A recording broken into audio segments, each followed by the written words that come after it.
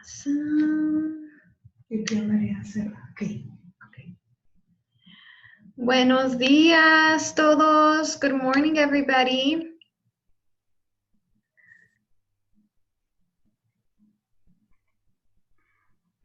Good morning, everybody. Buenos días.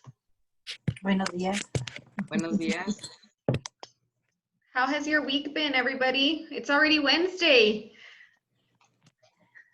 Yo no puedo hablar porque estoy escondida. Pero te oímos bien.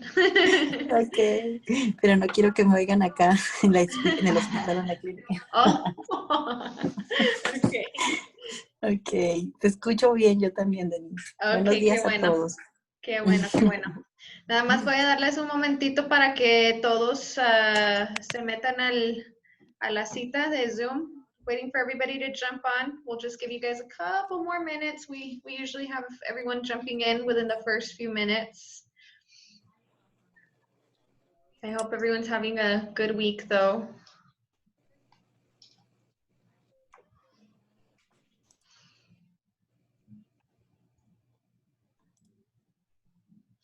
Se va a estar oyendo un clic de una computadora, ¿ok? Estoy trabajando también. Ok, no te preocupes. Antes de empezar, si pueden poner su micrófono en mute, así no oímos de tu lado, pero sí me pueden oír a mí. Ok, luego Okay. si quieren hablar, you can unmute it. It's on the bottom left corner. Hay un micrófono y le puedes poner mute. Ok, I got it. Okay. Okay, it's 10:05, so let's go ahead and get started. Good morning, everybody. So today we're gonna do a buyer's consultation training, okay? Si estoy hablando muy rápido en inglés, me paran y me dejan saber para repetirles en español, ¿ok? Típicamente hago el entrenamiento en inglés, pero por si necesitan que lo repita en español, please ask me, ¿ok? Por favor, me preguntan. Hoy vamos a hacer la primera mitad del Buyer's Consultation Training, okay? So, when you guys are new agents, one of the first clients that you usually get are going to be buyers. Typically, we get buyers right away. Especially in this market, we have a lot of buyers. And so, the way that the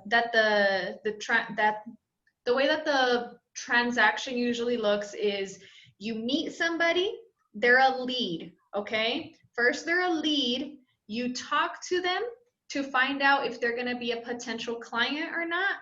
And the next step that you want is you actually want to get them into the office with you to do a buyer's consultation or to get them pre-qualified. Those two steps, they go hand in hand. You can switch them out depending on that client and what you think is going to work for them. So, for example, I might be at the grocery store and, just kind of doing some chit chat with the person next to me, and they mention something. I say, oh yeah, I just showed a house down on that street or in that neighborhood. I sell houses. Oh, you sell houses? I was thinking about buying a home. Okay. Excuse me, sorry. Okay, so now I know this is a lead. Okay, this is somebody that could potentially be a client. So the next thing that I want to really focus on is trying to understand what they need and what they want and if I can help them. Okay, just like the training that we did yesterday, leave your agenda at the door for a second when you're meeting people. Okay, don't think right away like, oh, this is money, I'm gonna get a sale off of this. Don't be a salesperson. Right now we're really just meeting this person and seeing if there's something that you can help them with. So whether you're meeting them at the grocery store or you met them at the school or wherever it was that you met them, as soon as you hear that there's some interest, you want to figure out where are they at in the process. Okay, that's usually one of my first questions is, where are you at in the process? And so this is the first part of being successful in getting buyer clients is asking the right questions. And this is for all clients, even for your sellers. Ask the right questions. So somebody shows interest. Oh, yeah, I was thinking about buying a house. How far are you in the process? Now, they might answer that immediately. They might say something like, oh, no, I haven't really started, or I haven't done anything. I don't know what to do. Or they might say something like, what do you mean? What exactly do you mean? It just gives me an opportunity to dig deeper. This is a good opportunity for me to ask, well, have you talked to your bank about getting a loan? Are you working with a realtor? Because these are very important questions, right? We don't want to work with anybody that's already working with a realtor. Um, we have to make sure that we are abiding by the rules that we have to abide by. So first, we're not taking anybody's clients or imposing our services on somebody that already has representation. But also, how far along in the process are they with financing? Or are they paying cash? That's another question that I'll ask. Are you financing or are you paying cash? Some people think that this is a crazy question, but it's really not, because a lot of times we get clients that just sold a home or are planning on selling a home and they want to buy the next home cash. So it's not a quite crazy question. It also gives us an idea of more or less what their timeline is. So how far along in the process are they? Are they working with a realtor already? Have they talked to any banks about financing? What's their timeline? Again, this is a super important question for any client that you're working with. What's their timeline? Especially, so if you're working with a cash buyer versus a financing buyer, their timelines are different. How quickly we can get them into a house is different. So always ask about their timeline. And then I always want to know, is this their first purchase or not? Okay. Is this the first time that they buy a home? If they are a first time home buyer, I usually stop the questions at that point, because now I know, okay, they really need guidance and help, and they need to know exactly what the process looks like. So, okay, great, you're a first time home buyer. Well, here's what I can offer you. And I just go right into that pitch. Okay, here's what I can offer you. Being that you're a first time home buyer, I specialize in first-time home buyer purchases. I would like to set you up with a complimentary consultation.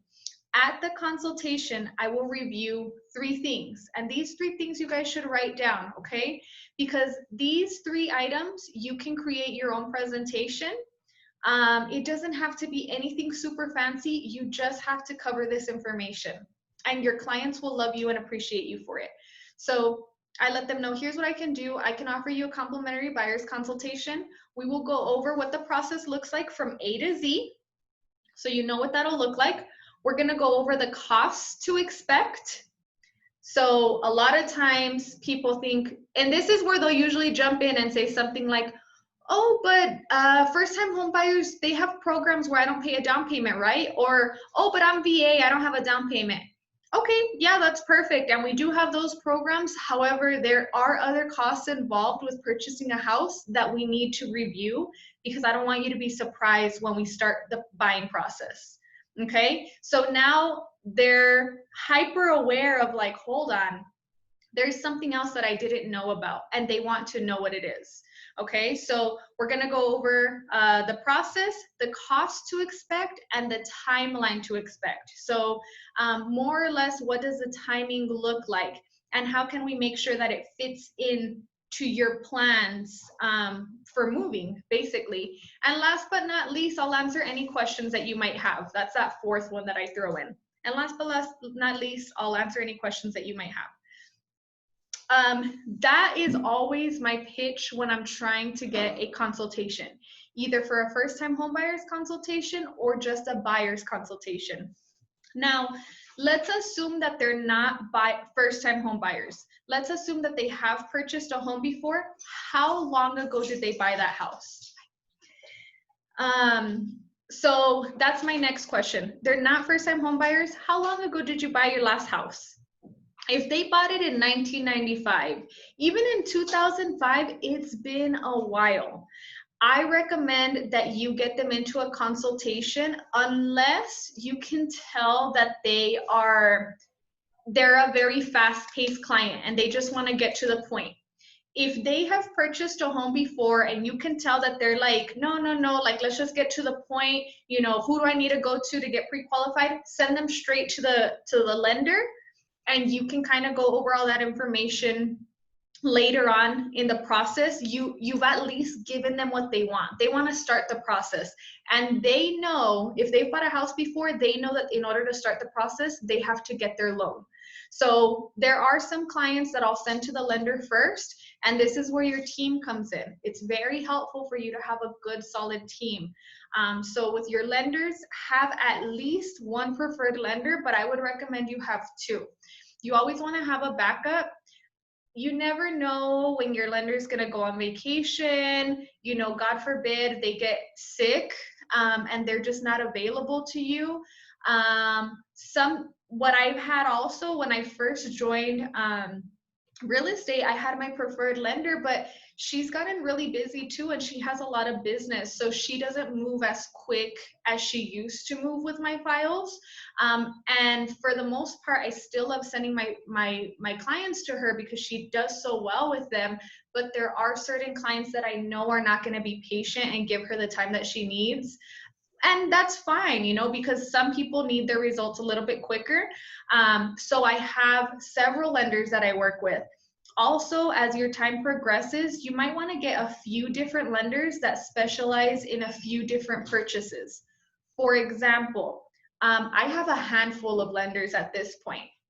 I have a lender that works really good with clients that need down payment assistance. I have a lender that works really good with VA buyers. I have a lender that works really good with investors, because investors are different. They're not looking for the regular FHA convention. I mean, they need fancy lenders that understand non-traditional funding. So I have several different lenders at this point, but if you're just starting, I would recommend get at least two lenders, at least two that you can count on, that you understand the process of how to get a client to them. Some lenders want you to give their phone number and then they'll call your client. Some lenders want you to send a link and have the client fill out that link first. It depends on the lender and how they're going to get them back to you.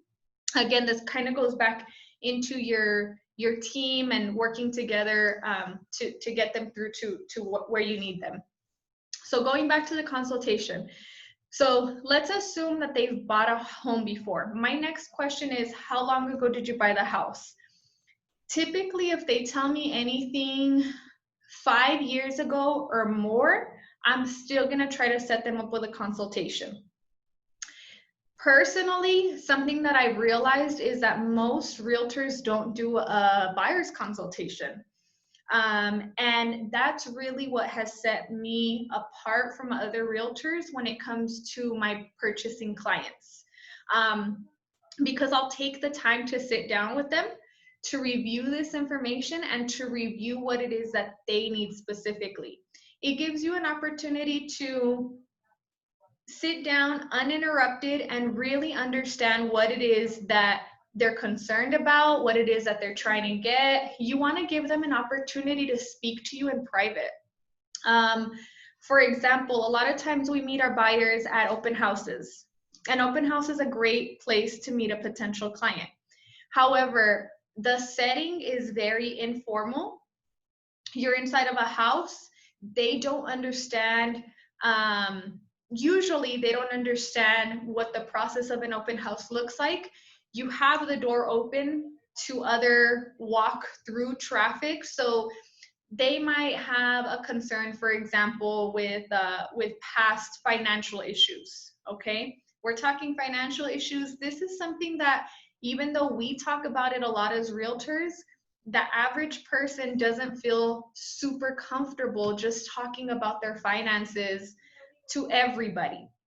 So yes, we want to build that trust, but even as ourselves, do we want to just talk about finances when we know that somebody can walk right in the door without knocking and interrupt us? Or do we want to have a sit down in private and talk to this person that's going to advise us comfortably, take notes, bring your husband or wife with you, your significant other. It's a different setup. It allows them to be very comfortable with you and give you all the information that you need. Okay, so the buyer's consultation is really where I build a lot of rapport.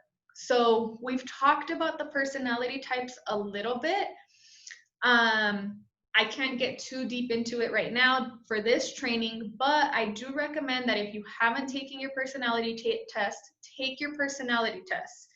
On the personality test, it's going to explain the 4 different personalities. There's different types of tests, and different tests label the characters differently, but you just want a general understanding of these personality types, okay?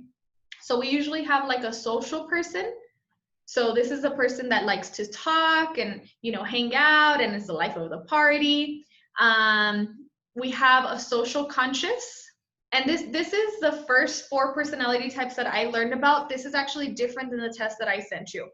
But this is usually how I characterize them.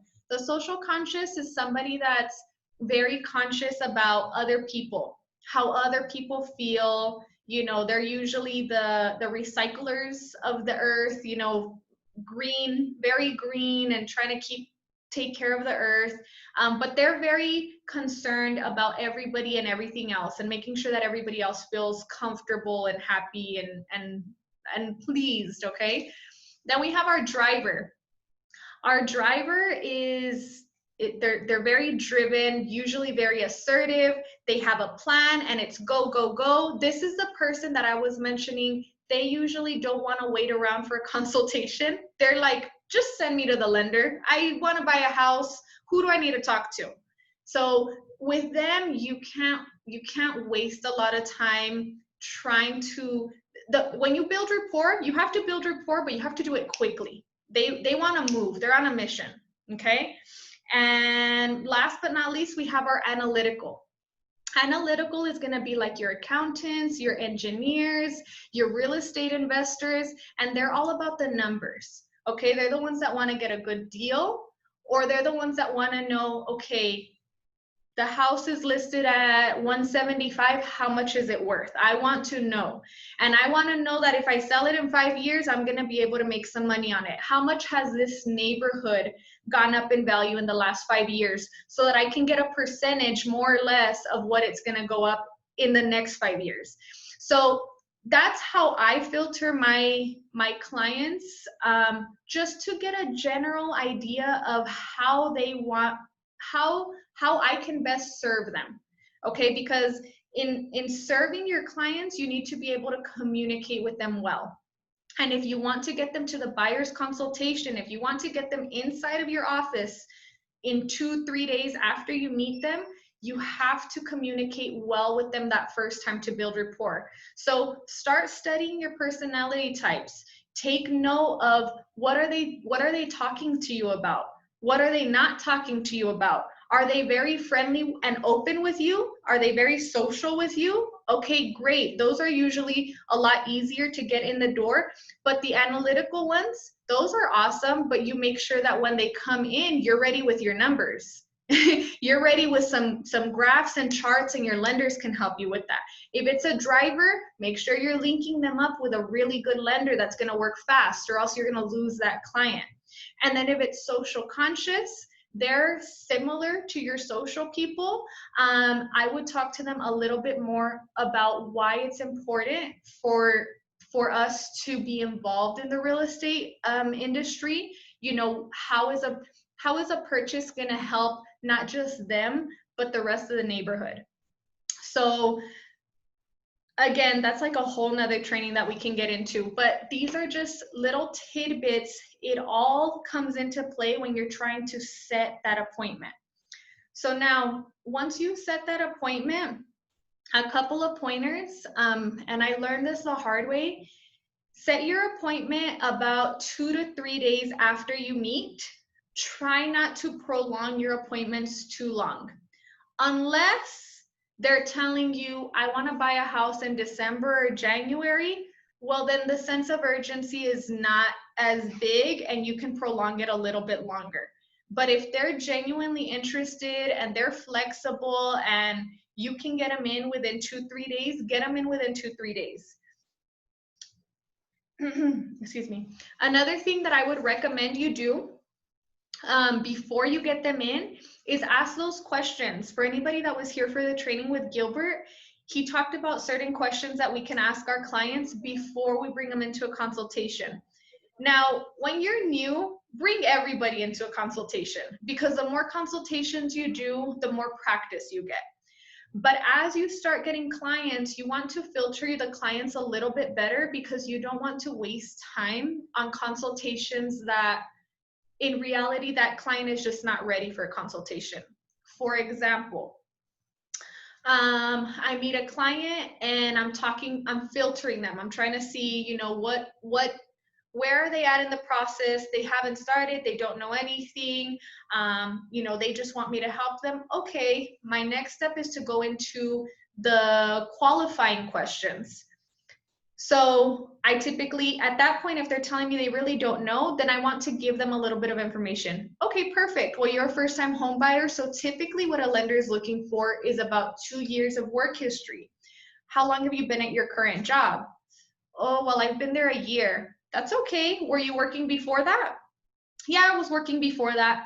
Did you take a long time off of work? Oh, no, I didn't take any time off. Okay, for me, that's a mental check mark.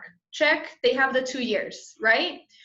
Or, you know what, I don't have 2 years of work history. I was going to school to be a nurse. I just graduated and I just got a job.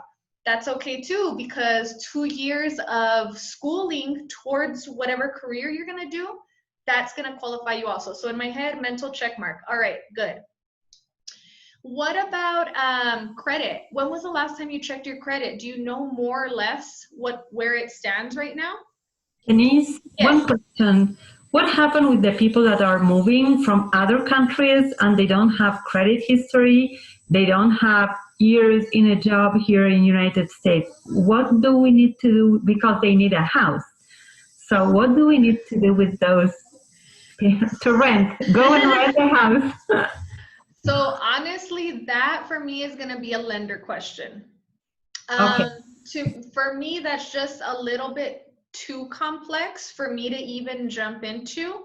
If you want to give them an answer right away, what you can do is call the lender while they're there. So let's assume that you met a client at an open house and they're asking you these questions.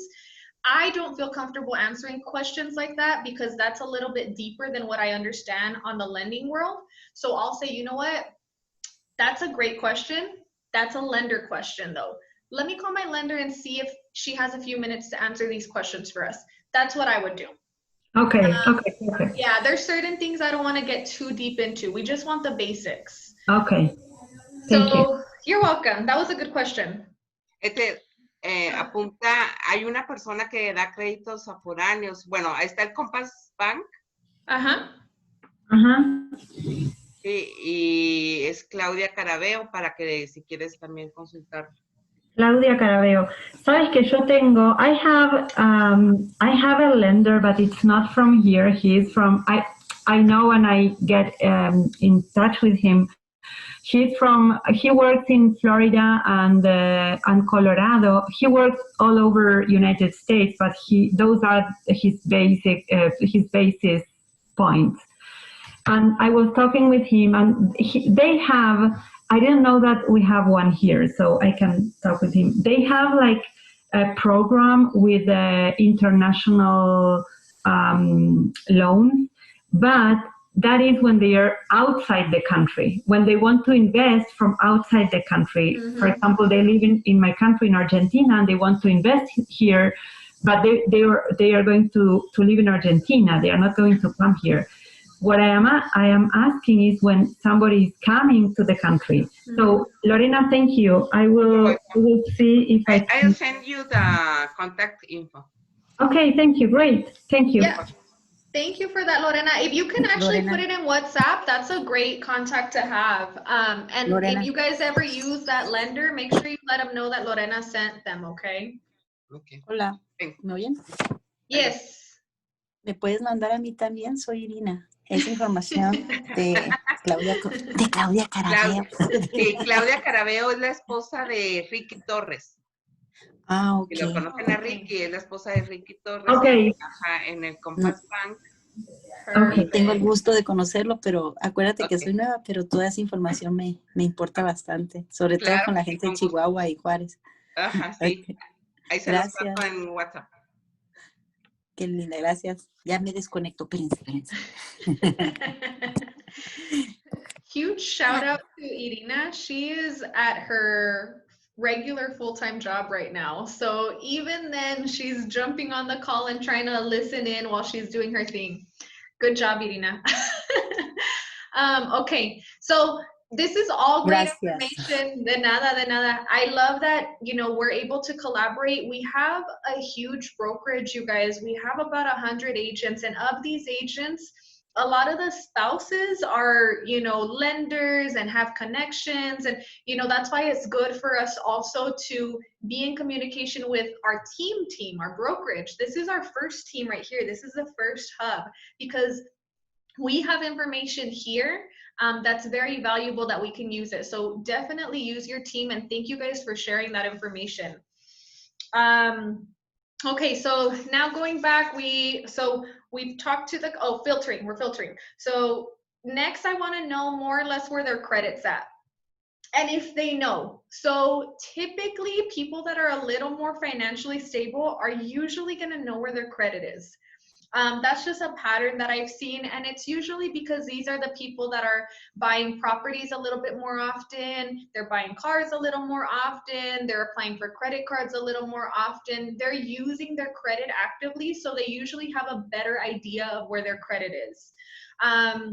Somebody like a first-time home buyer, I would say like half of the time they have no idea where their credit is, or they think that it's worse than what it is because they're like, oh no, I messed up my credit when I was 18, I didn't pay for an apartment, and they're like 30 years old now, and you're like, have you checked your credit in a while? So a lot of times it's more just they really don't know. And that's another thing, is a lot of times it's just giving them that piece of like the peace and like the hope of like, well, did you know that those things come off your credit? You know, after a few years, those don't affect you anymore. Or is that the only negative that you have on your credit? Yes, and that's 7 years old, that's 10 years old. It really might not be taking a hit on you anymore. So, and I know I went through this, so I completely understand. I remember when I was first building my credit and not understanding it and knowing I did some stuff wrong, I didn't want to look at my credit.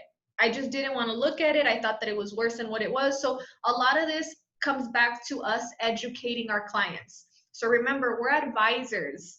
We're here to educate our client and to advise them. So if you see that hesitation, again, this goes back to you reading your client. If you see that they're hesitating, especially when it comes to credit, here in El Paso, at least, I've noticed, and it might be other cities too, I don't know, but at least here, credit is usually what holds back our first-time home buyers the most. They either don't know what their credit is, they don't want to look at it, they're afraid of it, they don't understand how it works, they don't understand, they're just, it's one of those things that they're like, out of sight, out of mind. So if we can educate them a little bit or give them that peace of mind. Another thing that I do when they give me hesitation is, well, it's okay if your credit is not where it needs to be.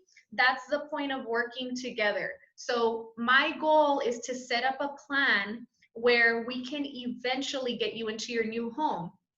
Don't feel pressured to qualify immediately, because some clients qualify the first time that they apply, but a lot of them don't. A lot of our clients actually need a little bit of credit guidance and coaching, which most lenders will provide for free, depending on where your score is. And if your lender is not providing credit advice, definitely get yourself a lender that's going to provide credit advice. Not all of them will, okay? Because some of them just don't want to work that process, and that's okay also. They'll still be good for different clients.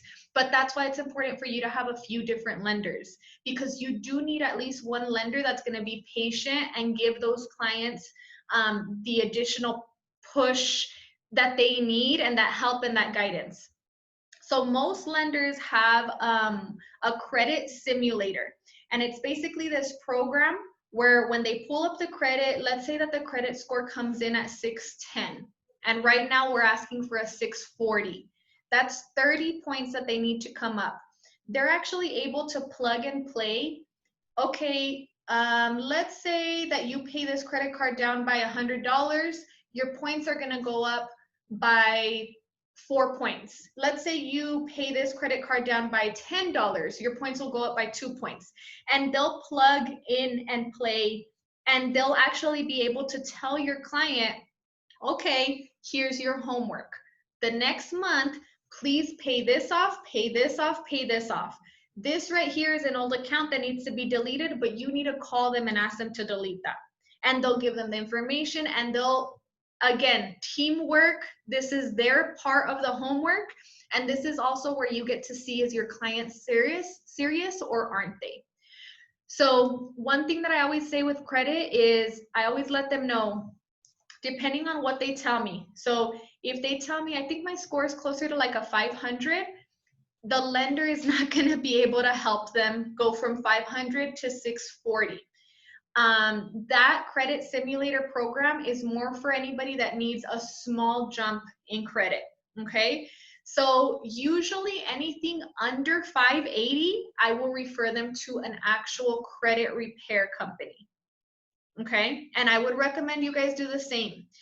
Now, again, part of your partners. I have 2 credit repair companies also that I use. I've gone through credit repair myself. I've used these companies myself. I've used them with several clients. I know that they get results. So when my clients come back and say, oh, it's because they're not doing this, this, and that, are you sure? Let me talk to them. Let me see what's going on. Credit repair takes teamwork. The client has to do stuff too. The client has to check their mail. They have to send that mail to the credit repair. They have, really, I think that's really the only work that they have to do, honestly. They just have to check their mail, and whenever they get mail, they have to send it to the credit repair. But some clients will still not do that. Will you share your contacts? Yes, actually, I don't have my, I stepped out with my phone, so I I don't have my phone right now, but I will say Credit Consumers with Edward Araujo. He's local and he's a great contact, and I will definitely be setting up a training with him so that he can give all the agents some more credit information and advice. And then National Credit, National Credit Repair. They're based out of Colorado, and the team is it's like Aubrey and Heather. Those are the people that I work with. I'll get you the number on those because I don't have that one off the top of my head. But those are my 2 favorite. I think that their prices are very comfortable prices. Another thing, if the client tells you, it's because credit repair is very expensive, they're probably not serious. If their credit score is at a 500, a 520, a 530, and they're not willing to invest somewhere between $80 to $150 in repairing their credit, there's really nothing you can do at that point. So we were having a conversation. I was having a conversation with Norma yesterday, and we were talking about some clients are you just have to let them go. Not everybody's going to work out. Okay. As much as we want them to work out, because I know that I can put you in a house. I know that I can set you up with all the right people, and you can be a homeowner by next year. I know that I can do that, but they have to do certain things too. Always, it's always a team effort. And if they're not willing to, again, you guys, this is a job. You need to use your time very efficiently and filter your clients well so that you're not wasting your time, because we get paid commission. So the time that you're putting in up front, make sure that you're putting that time in with clients that you're actually going to be able to close. Obviously, not all of them are going to work out, but you should be able to see more or less, okay, I almost think of it like betting on somebody. Would you bet on this person? Yes or no? Why? No, because their score's at 520 and I asked them to do credit repair, and the credit repair is charging them like $100 a month. Yes, it's an investment, but they don't want to do it. Well, you know, and then they're only paying $500 in rent. Like, their situation is already very comfortable the way that it is. It's for you to pull them out of that situation, they have to want it, because in reality, their situation's comfortable, you know? Whereas I have some clients, they're like, oh, it's because my score is low. And then you go to pull their credit, or the lender goes to pull their credit, and they're like at a 650, and you're like, your credit's low? You know, that is a very average score, but in reality, if they think that that's low, they're probably a very solid buyer too.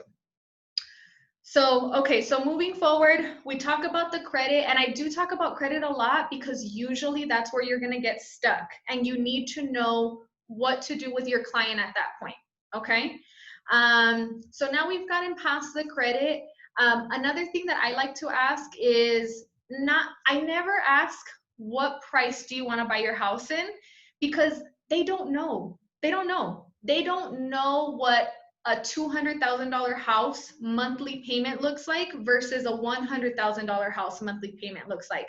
I want to ask about monthly payments, and I prefer to find out how much are they paying right now, because if that's what they're paying right now, then I know that they're comfortable paying that.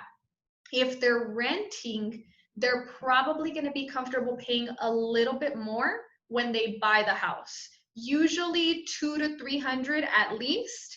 Now, if they're changing jobs, if they're getting married, adding a spouse into the household, it might be more. But yeah, usually like you can kind of gauge it based off of what they're paying right now. So I know I get a lot of questions too sometimes, like, well, how do you ask these questions? You know, what if they don't feel comfortable? Go back to your personality types, figure out what personality type they are, make them comfortable with you first, and then when you ask these questions, it doesn't make them uncomfortable because you're speaking to them on their level. There's a mutual respect there. And at the end of the day, this is your job. They don't know how to do your job. You know how to do your job. And you know that asking these questions are important. And sometimes a client will not feel comfortable talking to you. And usually that client is not a client. Or you can shift them over to your lender. Maybe we had a bad start and I'm like, oh, I didn't get the personality right. I didn't realize X, Y, and Z. But you know what? Let me shift them over to this lender or another realtor.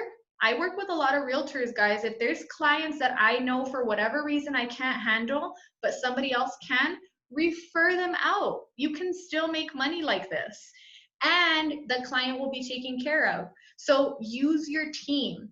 Especially for you guys that are in the program, talk to me. You know, I might know something or be able to link them up with somebody just to get them past that little hump that you had, that little hiccup. But usually I'll just, you know what, let's go straight to the lender if we had like a bad start, or let me put you with somebody that I think you're gonna vibe with a little bit better and see where that goes. Don't focus on the ones that don't work.